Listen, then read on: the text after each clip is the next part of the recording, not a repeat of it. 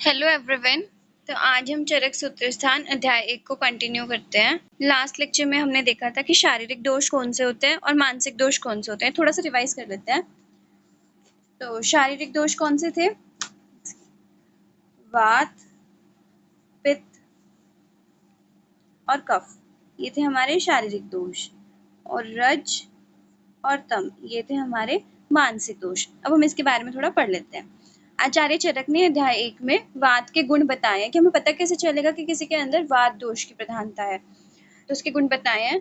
रुक्षय है, शीतो, लघु, सूक्ष्म है, चलो, अथ विशदय है, खर है, विपरीत गुणई द्रव्य मारुतय है, संप्रशाम्यति। पहले फर्स्ट लाइन का मतलब समझते हैं। इसमें टोटल 7 गुण बताए हैं। रुक्ष, रुक्ष का मतलब है जो ड्राई है, सूखा है, ठीक है। शीत मतलब कि सबको पता ही है हमें, ठंडा, कोल्ड। लघु, छोटा, लाइट है, हल्का है जो। खर का मतलब है जो रफ है। सूक्ष्म, छोटा है। चल, जो हमेशा मूव करता रहता है, मतलब कि बहुत जल्दी जल्दी। कुछ लोग होते हैं ना जो हम देखते हैं कि बहुत हमेशा हर टाइम बोलते रहते हैं या हर टाइम चलते रहते हैं, उसका मतलब है चल। विशद, जो कि क्लियर है, वहां पे कोई गंदगी नहीं है, साफ चीज है, ठीक है। तो ये 7 गुण बताए आचार्य चरक ने वात के। और नेक्स्ट टाइम वो बोल रहे हैं विपरीत गुणई द्रव्य मारुतः संप्रशाम्यति। मतलब कि हमने जब 6 पदार्थ पढ़े थे इससे पहले इसी चैप्टर में, तो हमने उसमें क्या देखा था कि 2 पदार्थ थे, सामान्य और विशेष। सामान्य में वृद्धि हो रही थी, सेम से सेम की वृद्धि हो रही थी, और विपरीत से ह्रास हो रहा था, मतलब कि कम हो रहा था। तो अगर अब हम क्या करेंगे, विपरीत गुण वाले द्रव्यों का यूज करेंगे तो उससे हम वात को शांत कर सकते हैं। इट मीन्स अगर हम वात के गुण वाली चीजों का यूज करते हैं, मतलब कि हम कोई भी चीज यूज कर रहे हैं जो कि शीत है, फॉर एग्जाम्पल कि किसी इंसान के अंदर वात की अधिकता है और उसको हम ठंडी चीज दे रहे हैं, फॉर एग्जाम्पल हम उसको आइसक्रीम दे रहे हैं, तो उससे वात और ज्यादा बढ़ जाएगा। तो नेक्स्ट टाइम में क्या लिखा है, विपरीत गुण द्रव्य मारुतः संप्रशाम्यति। अर्थात अगर हम उसे शीत की जगह, विपरीत क्या होगा शीत का, उष्ण, अगर हम उसे उष्ण पदार्थ देंगे तो उससे वात की हम शांति कर सकते हैं, वात को शमन कर सकते हैं, ठीक है। अब नेक्स्ट देखते हैं पित्त के गुण। पित्त के गुण बताए आचार्य चरक ने। सस्नेहम उष्णम तीक्ष्णम च द्रवम अम्लम सरम कटु, विपरीत गुणै पित्तम द्रव्य आशु प्रशाम्यति। पित्त के भी 7 गुण बताए हैं। सबसे पहला है सस्नेह, जिसके अंदर थोड़ी सी स्निग्धता है। स्निग्धता का मतलब है कि चिकना, ठीक है। स्नेह का मतलब है चिकना है जो। उसके बाद नेक्स्ट है उष्ण, गर्म चीज जो है वो पित्त के कारण होती है। मेन जो उष्ण है वो पित्त का लक्षण है। उसके बाद है तीक्ष्ण, तीखा है, शार्प है, ठीक है। नेक्स्ट है द्रव, लिक्विड चीज। अम्ल, खट्टा। कटु, पंजेंट। कटु का मतलब यहाँ पे कड़वा नहीं होता है, कटु का मतलब यहाँ तीखा होता है, ठीक है। सर मतलब कि जो मूव कर रहा है, जो फ्लो कर रहा है। इसके बाद हम कफ के गुण देखते हैं। कफ के गुण में आचार्य चरक ने कहा है, गुरु शीत मृदु स्निग्ध मधुर स्थिर पिच्छिलाः श्लेष्मणयः प्रश्मम यान्ति विपरीत गुणै गुणाः। इसमें भी कफ के गुण बताए आचार्य चरक ने 7। सबसे पहला है गुरु। गुरु मतलब कि जो हैवी है। शीत, ठंडा। मृदु, सॉफ्ट है जो चीज। स्नेह, ऑयली, मतलब कि चिकना, जैसे कि पित्त में देखा था हमने। मधुर, जो कि स्वीट है। स्थिर, स्टेबल है, ज्यादा मूव नहीं कर रही। ज्यादा मूव कहाँ कर रही है, वात में। और कफ क्या कर रही है, वात में स्थिर है, वो स्टेबल है। ऑलमोस्ट जो वात और कफ के गुण होते हैं वो ऑलमोस्ट अपोजिट होते हैं, बट शीत जैसे कि है ये सेम होता है, वात का भी और कफ का भी। पिच्छिल, स्टिकी है जो, उसमें क्या था वात में, विशद, जो कि पिच्छिल का अपोजिट है, ठीक है। इसमें भी यही लाइन लिखी है। उसके बाद आचार्य चरक ने श्लेष्मण्यः प्रश्मम यान्ति विपरीत गुणै गुणाः, कि अगर हम विपरीत गुणों का यूज करते हैं किसी औषध में, उससे हम कफ की शांति कर सकते हैं। जैसे कि गुरु का अपोजिट हो गया लघु, शीत का अपोजिट हो गया उष्ण, मृदु का अपोजिट हो गया तीक्ष्ण। इस तरीके से अगर हम अपोजिट गुण वाले द्रव्यों का यूज करते हैं, उससे हम कफ को शमन कर सकते हैं, कफ की शांति कर सकते हैं। तो अब हमें वात पित्त कफ के गुण पता लग गए, और अब हमें ये पता चल गया कि उसको शांत कैसे करना है। तो आधा हमें चिकित्सा समझ में आ गई है, ठीक है। नेक्स्ट देखते हैं कि साध्य और असाध्य रोग किसे कहते हैं, उसकी चिकित्सा कैसे करनी है। तो अभी हमने क्या देखा कि जिस औषध में विपरीत गुण है, जैसे कि फॉर एग्जांपल कोई चीज जो, कोई बीमारी जो है, कोई व्याधि जो है, वो शीत के कारण उत्पन्न हुई है, तो अब हम उसे जो औषधि देंगे वो शीत गुण वाली औषधि तो नहीं देंगे, हम उसे क्या औषधि देंगे, जो उष्ण गुण वाली औषधि हो, कि विपरीत औषधि हो जो। तो विपरीत गुणे देश, मात्रा, काल उपादितय है, कि मतलब कि जिस औषध का देश, मात्रा और काल जो है अपोजिट हो, विपरीत हो। भेषज विनिर्वर्तन्ते विकाराः साध्य समताः, कि जो साध्य रोग है, अब हमें पता कैसे चलेगा कि कौन सा रोग साध्य है कौन सा असाध्य है, वो हम आगे देखेंगे, बट अभी हम जनरली ये देख रहे हैं साध्य का अर्थ है जिसकी हम चिकित्सा कर सकते हैं। तो उनकी चिकित्सा कैसी औषधों से करनी है? जो औषध देश, मात्रा और काल के विपरीत हो, ऐसी औषधों से हमें साध्य रोगों की चिकित्सा करनी है। और नेक्स्ट लाइन में क्या कह रहा है वो, साधनम च तु असाध्यानां व्याधीनां उपदिश्यते। साधनम न, मतलब कि साधनम की हमें चिकित्सा नहीं करनी है। किसकी चिकित्सा नहीं करनी है? ये इसमें ना संधि हो रखी है, तू प्लस इसमें लिखा हुआ है असाध्यानाम, ठीक है। मतलब कि जो असाध्य रोग है उसकी हमें चिकित्सा नहीं करनी है। और साध्य रोगों की चिकित्सा कैसे करनी है? ऐसी औषधों से करनी है जो कि देश, मात्रा और काल में विपरीत गुण वाली है। आगे यहाँ से समझ। अब नेक्स्ट टॉपिक पे चलते हैं। नेक्स्ट टॉपिक में क्या है? रस के लक्षण।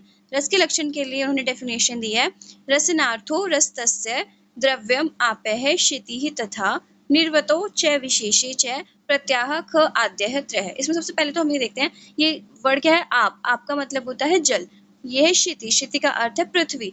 यहाँ पे यूज किया है ख, ये मैंने आपको पहले बताया था, ख मतलब वैसे तो आसमान होता है, और इसमें हम ख आदि लिख दिया तो इसका मतलब है आसमान, आकाश आदि जो अंदर पंच महाभूत है सबके लिए हमने टोटल यूज किया इसके लिए, ठीक है।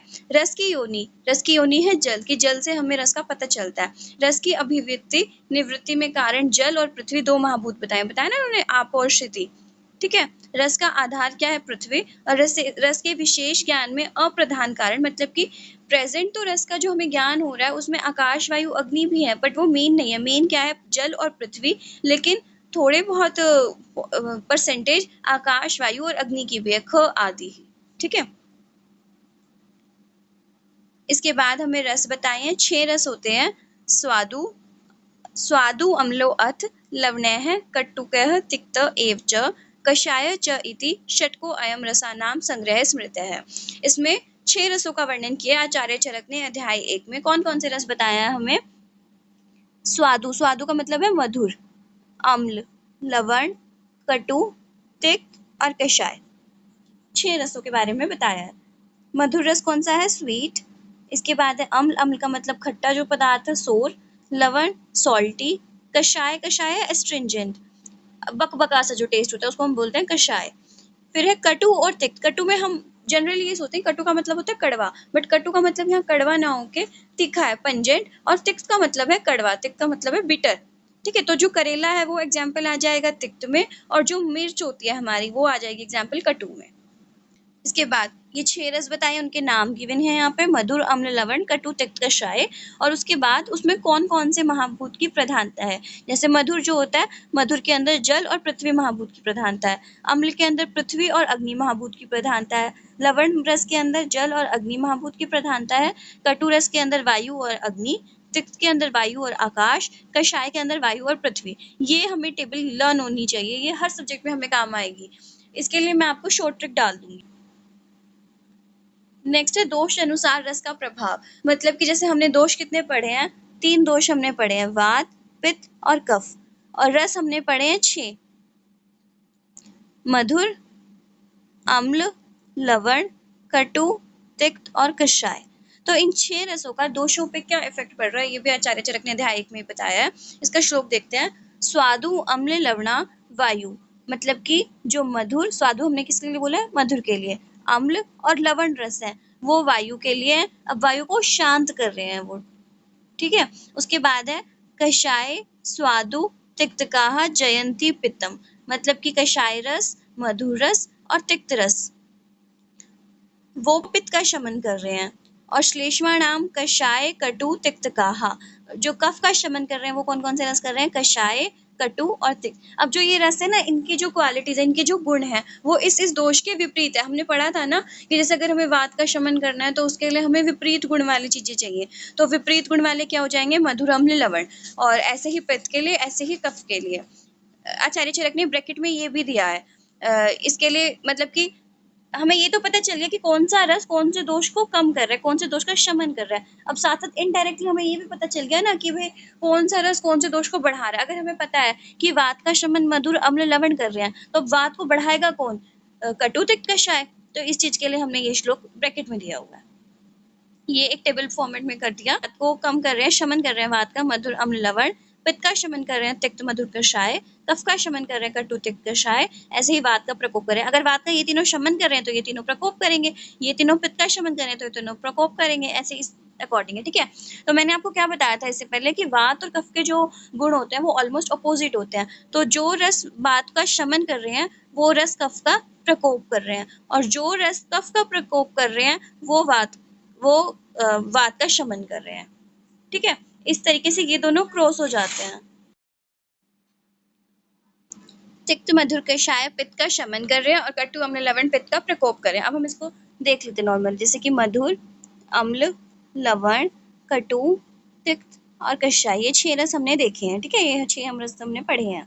इसके बाद मधुर अम्ल लवण जो है वात का शमन कर रहे हैं, बाकी के 3 रस क्या कर रहे हैं, कफ का शमन कर रहे हैं। अब हमें देखना है कि पित्त का शमन कौन से कर रहे हैं, तो पित्त का शमन करते हैं